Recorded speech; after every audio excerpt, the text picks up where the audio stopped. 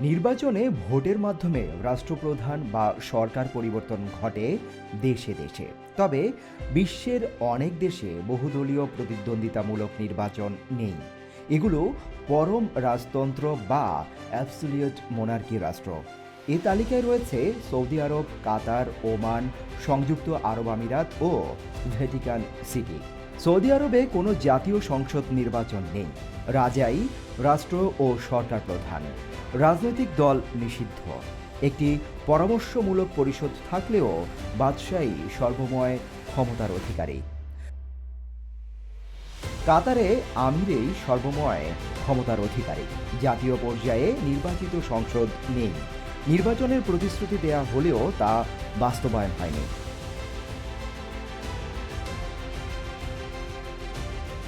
ওমানে সুলতান রাষ্ট্র ও সরকার প্রধান। পরামর্শমূলক পরিষদ থাকলেও চূড়ান্ত ক্ষমতা থাকে সুলতানের হাতেই। সংযুক্ত আরব আমিরাতে 7টি রাজ্যের 7 জন শাসক মিলে দেশ পরিচালনা করেন। সীমিত পরিসরে পরোক্ষ নির্বাচন থাকলেও সাধারণ জনগণের সরাসরি ভোটাধিকার নেই। বিশ্বের সবচেয়ে ছোট রাষ্ট্র ভ্যাটিকান সিটিতে পোপ নির্বাচিত হন কার্ডিনালদের মাধ্যমে। সাধারণ নাগরিকদের ভোট দেওয়ার কোনো সুযোগ নেই। বিশ্বের অনেক দেশে নির্বাচন আছে কিন্তু ক্ষমতা নেই।